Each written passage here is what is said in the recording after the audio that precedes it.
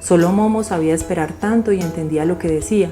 Sabía que se tomaba tanto tiempo para no decir nunca nada que no fuera verdad, pues en su opinión, todas las desgracias del mundo nacían de las muchas mentiras, las dichas a propósito, pero también las involuntarias, causadas por la prisa o la imprecisión. Cada mañana iba, antes del amanecer, en su vieja y chirriante bicicleta hacia el centro de la ciudad, a un gran edificio. Hola, mi nombre es Elena Restrepo, bienvenidos a Cuentos de la Ramón. Hoy quiero leerles unos fragmentos de una novela de Michael Ende. Michael Ende es un escritor alemán de literatura infantil. Este libro también fue llevado al cine, les recomiendo que lo lean completo o lo vean, que yo creo que lo encuentran y lo descargan en la web de Momo. Lo primero que les voy a leer es un fragmento sobre la característica de Momo, que me parece importante para luego contarles un poco sobre los amigos de Momo. Se podría pensar que Momo había tenido mucha suerte al haber encontrado gente tan amable, y la propia Momo lo pensaba así. Pero también la gente se dio pronto cuenta de que había tenido mucha suerte. Necesitaban a Momo y se preguntaban cómo habían podido pasar sin ella antes. Y cuanto más tiempo se quedaba con ellos, la niña, tanto más imprescindible se hacía. Tan imprescindible que todos temían que algún día pudiera marcharse. De ahí viene que Momo tuviera muchas visitas. Casi siempre se veía a alguien sentado con ella, que le hablaba solícitamente, y el que la necesitaba no podía ir, la mandaba a buscar. Y a quien todavía no se había dado cuenta de que la necesitaba, le decían los demás, vete con Momo.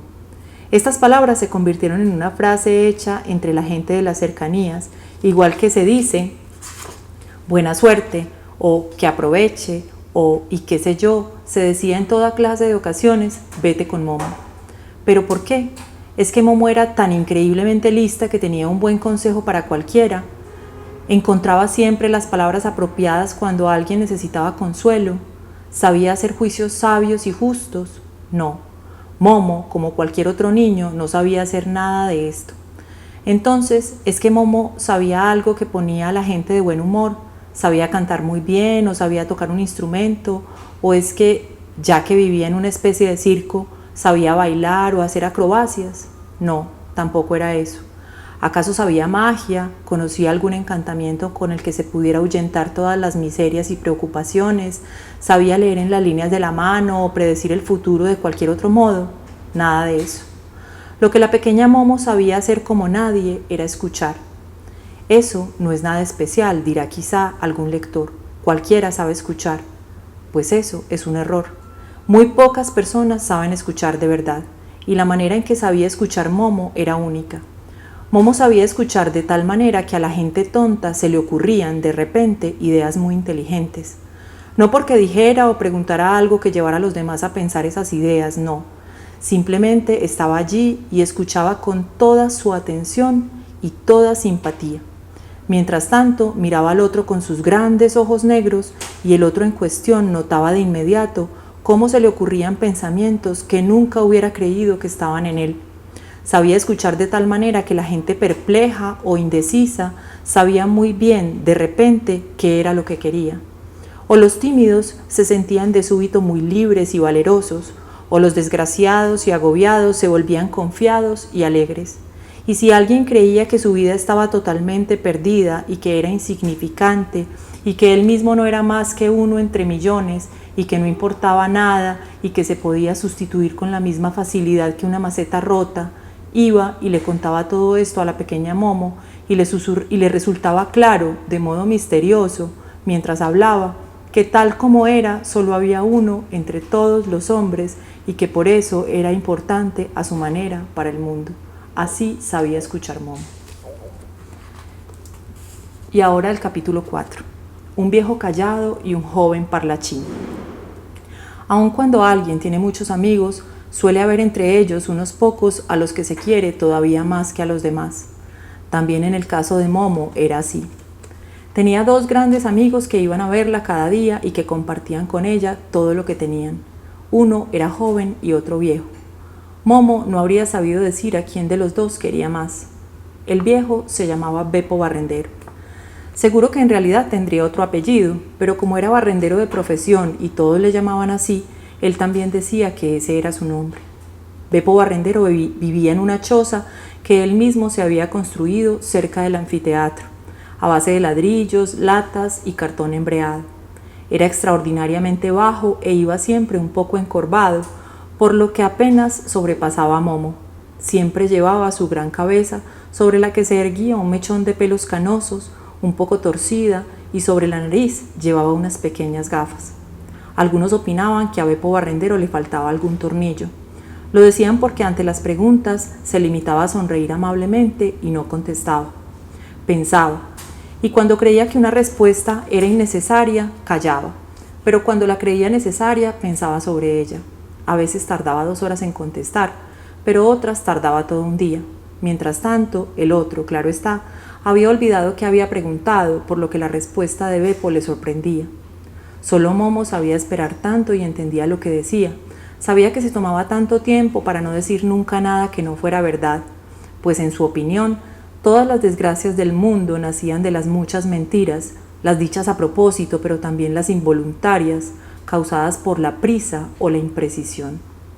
Cada mañana iba, antes del amanecer, en su vieja y chirriante bicicleta hacia el centro de la ciudad a un gran edificio. Allí esperaba con sus compañeros en un patio hasta que le daban una escoba y le señalaban una calle que tenía que barrer. A Beppo le gustaban esas horas antes del amanecer, cuando la ciudad todavía dormía. Le gustaba su trabajo y lo hacía bien.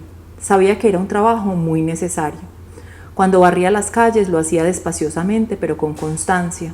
A cada paso una inspiración y a cada inspiración una barrida.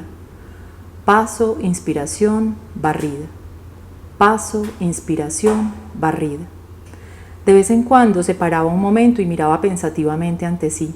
Después proseguía. Paso, inspiración, barrida. Mientras se iba moviendo con la calle sucia ante sí y la limpia detrás, se le ocurrían pensamientos. Pero eran pensamientos sin palabras, pensamientos tan difíciles de comunicar como un olor del que uno a duras penas se acuerda, o como un color que se ha soñado. Después del trabajo, cuando se sentaba con Momo, le explicaba sus pensamientos, y como ella le escuchaba a su modo tan peculiar, su lengua se soltaba y hallaba las palabras adecuadas. «¿Ves, Momo?», le decía, por ejemplo, «las cosas son así. A veces tienes ante ti una calle larguísima, te parece tan terriblemente larga que nunca crees que podrás acabarla». Miró un rato en silencio a su alrededor, entonces siguió. «Y entonces te empiezas a dar prisa, cada vez más prisa. Cada vez que levantas la vista ves que la calle no se hace más corta y te esfuerzas más todavía, empiezas a tener miedo, al final estás sin aliento y la calle sigue estando por delante. Así no se debe hacer». Pensó durante un rato, entonces siguió hablando. «Nunca se ha de pensar en toda la calle de una vez, ¿entiendes? Solo hay que pensar en el paso siguiente, en la inspiración siguiente, en la siguiente barrida. Nunca nada más que en el siguiente». Volvió a callar y reflexionar antes de añadir. «Entonces es divertido. Eso es importante, porque entonces se hace bien la tarea y así ha de ser». Después de una nueva y larguísima interrupción, siguió. De repente se da uno cuenta de que paso a paso se ha barrido toda la calle. Uno no se da cuenta cómo ha sido y no se está sin aliento. Asintió en silencio y dijo, poniendo punto final, «Eso es importante». Otra vez se sentó al lado de Momo, callado, y ella vio que estaba pensando y que quería decir algo muy especial. De repente, él la miró a los ojos y le dijo, «No ser reconocido». Pasó mucho rato antes de que continuara con voz baja. Eso ocurre, a veces, a mediodía, cuando todo duerme en el calor. El mundo se vuelve transparente, como un río, ¿entiendes? Se puede ver el fondo. Asintió y calló un rato, para decir en voz más baja, «Hay allí otros tiempos, allí, al fondo». Volvió a pensar un buen rato, buscando las palabras adecuadas, pero pareció no encontrarlas, pues de repente dijo con voz totalmente normal, «Hoy estuve barriendo junto a las viejas murallas, hay allí 5 sillares de otro color, así, ¿entiendes?». Y con el dedo dibujó una gran T en el suelo, la miró con la cabeza torcida y de repente murmuró, «Las he reconocido, las piedras». Después de otra interrupción siguió a empellones. «Esos eran otros tiempos, cuando se construyó la muralla. Trabajaron muchos en ella, pero había dos, entre ellos, que colocaron esos sillares. Era una señal, ¿comprendes? La he reconocido. Se pasó la mano por los ojos, parecía costarle un gran esfuerzo lo que intentaba decir, porque al seguir hablando las palabras salían con esfuerzo. Tenían otro aspecto, esos dos, en aquel entonces. Pero entonces dijo, en tono definitivo y casi colérico, pero nos he reconocido, a ti y a mí nos he reconocido. No se le puede tomar a mal a la gente el que sonrieran cuando oían hablar a Beppo de ese modo, y a sus espaldas algunos señalaban la sien con el dedo, pero Momo lo quería y guardaba todas sus palabras en su corazón. El otro amigo de Momo era joven y en todos los aspectos lo más opuesto a Beppo Barrendero. Era un guapo muchacho de ojos soñadores, pero una lengua increíble. Siempre estaba repleto de bromas y chistes y sabía reír con tal ligereza que había que reír con él, se quisiera o no. Se llamaba Girolamo, pero todos lo llamaban Gigi. Como al viejo Beppo lo hemos llamado, según su profesión haremos lo mismo con Gigi, aunque no tenía ninguna profesión precisa. Lo vamos a llamar pues Gigi Cicerone. Pero ya queda dicho que la de Cicerone solo era una de las muchas profesiones que ejercía según la ocasión y no lo era ni mucho menos de modo oficial. El único requisito que tenía para ejercer esa actividad era una gorra de plato. Se la ponía en cuanto veía aparecer de tarde en tarde algún grupo de viajeros que se había perdido por ese barrio. Se acercaba a ellos con la cara seria y se ofrecía a guiarlos y explicarles todo. Si con los forasteros estaban de acuerdo, se disparaba y les contaba los cuentos de Calleja. Punteaba su relato de acontecimientos, nombres y fechas inventados, de tal manera que los pobres oyentes quedaban totalmente confusos. Algunos se daban cuenta y se marchaban enfadados, pero la mayoría se lo creía y se lo retribuían cuando Gigi pasaba la gorra al final. La gente de los alrededores se reía de las invenciones de Gigi, pero algunos ponían caras censoras y opinaban que no estaba bien que aceptara dinero a cambio de historias que al fin y al cabo había inventado. Eso lo hacen todos los poetas, decía eso Gigi. ¿Y acaso la gente no ha recibido nada a cambio de su dinero? Yo os digo que han recibido exactamente lo que querían. ¿Y qué importa que lo que yo cuente esté o no esté escrito en algún libro muy sabio? ¿Quién os dice a vosotros que las historias que ponen en los libros sabios no sean también inventadas, solo que nadie se acuerda ya? Otra vez decía, ¿quién sabe lo que es cierto y lo que no? ¿Quién puede saber lo que ha ocurrido aquí hace 1000 o 2000 años? ¿Lo sabéis vosotros? No, reconocían los demás. ¿Lo veis?, exclamaba Gigi Cicerone. ¿Cómo podéis decir vosotros que las historias que yo cuento no son verdad? Puede ser que, casualmente, haya ocurrido tal como yo lo cuento. Entonces he dicho la pura verdad. A eso era difícil oponer nada. Sí, en lo que se refiere a la locuacidad, Gigi fácilmente podía con todos ellos. Lamentablemente venían muy pocos forasteros que quisieran ver el anfiteatro, por lo que Gigi tenía que practicar otras profesiones.